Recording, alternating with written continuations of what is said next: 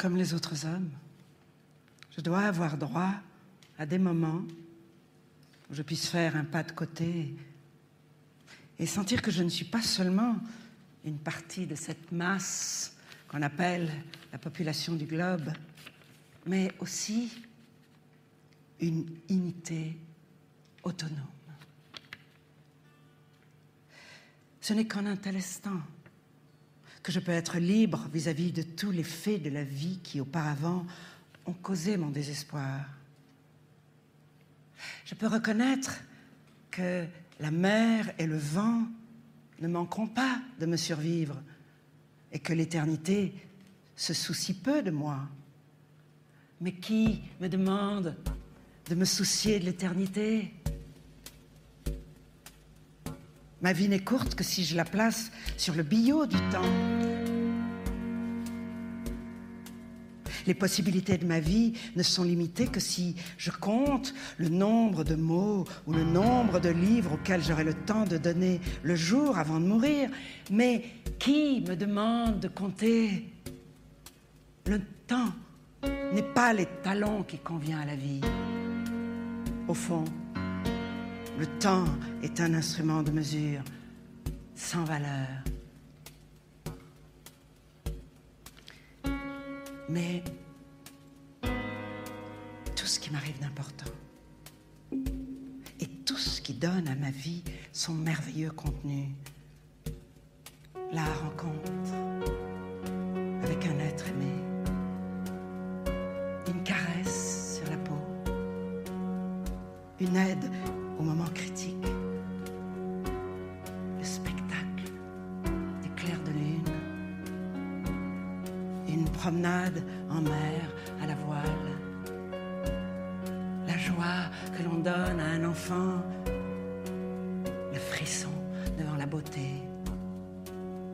Tout cela se déroule totalement en dehors du temps.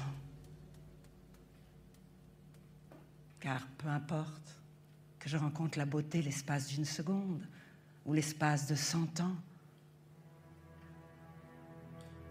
non seulement la félicité se situe en marge du temps, mais elle nie toute relation entre celui-ci et la vie. Je soulève donc de mes épaules le fardeau du temps et par la même occasion celui des performances que l'on exige de moi. Ma vie n'est pas quelque chose que l'on doive mesurer, ni le saut du cabri, ni le lever du soleil ne sont des performances.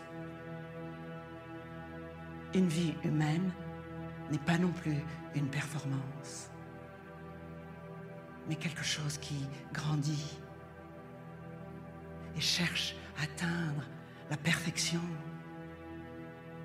Et ce qui est parfait n'accomplit pas de performance.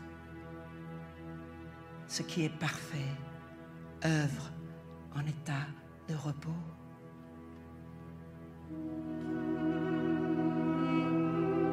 Il est absurde de prétendre que la mer soit faite pour porter des armadas et des dauphins. Certes, elle le fait, mais en conservant sa liberté. Il est également absurde de prétendre que l'homme soit fait pour autre chose que pour vivre. Certes, il approvisionne les machines et il écrit des livres, mais il pourrait tout aussi bien faire autre chose. L'important est qu'il fasse ce qu'il fait en toute liberté et en pleine conscience de ce que, comme tout autre détail de la création, il est une fin en soi. Il repose en lui-même comme une pierre sur le sable. Je peux même m'affranchir du pouvoir de la mort. Il est vrai que je ne peux me libérer de l'idée que la mort marche sur mes talons, et encore moins nier sa réalité. Mais je peux réduire à néant la menace qu'elle constitue en me dispensant d'accrocher ma vie à des points d'appui aussi précaires que le temps et la gloire. Par contre, il n'est pas en mon pouvoir de rester perpétuellement tourné vers la mer et de comparer sa liberté avec la mienne. Le moment arrivera où je devrais me retourner vers la terre et faire face aux organisateurs de l'oppression dont je suis victime. Ce que je serai alors contraint de reconnaître, c'est que l'homme a donné à sa vie des formes qui, au moins en apparence, sont plus fortes que lui. Même avec ma liberté toute récente, je ne puis les briser. Je ne puis que soupirer sous leur poids. Par contre, parmi les exigences qui pèsent sur l'homme, je peux voir lesquelles sont absurdes et lesquelles sont inéluctables.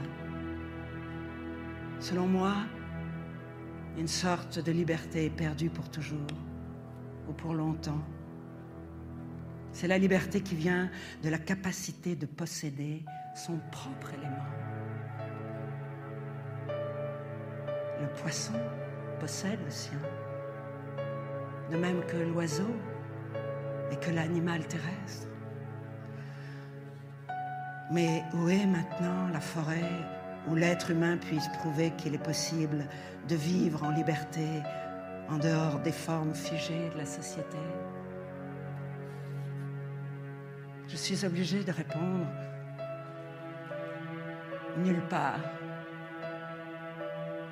Si je veux vivre libre, il faut pour l'instant que je le fasse à l'intérieur de ces formes.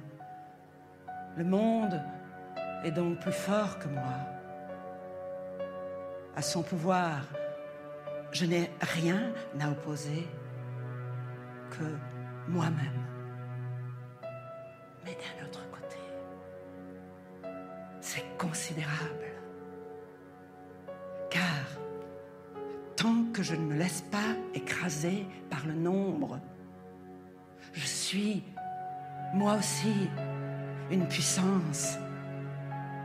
Et mon pouvoir est redoutable, tant que je puis opposer la force de mes mots à celle du monde.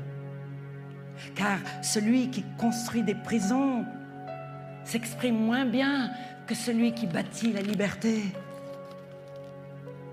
Mais ma puissance ne connaîtra plus de bornes le jour où je n'aurai plus que mon silence pour défendre mon inviolabilité.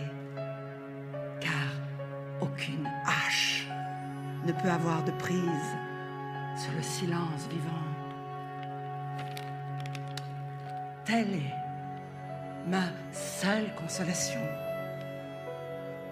Je sais que les rechutes dans le désespoir seront nombreuses et profondes, mais le souvenir du miracle de la libération me porte comme une aile vers un but qui me donne le vertige. Une consolation qui soit plus qu'une consolation et plus grande qu'une philosophie, c'est-à-dire une raison de vivre.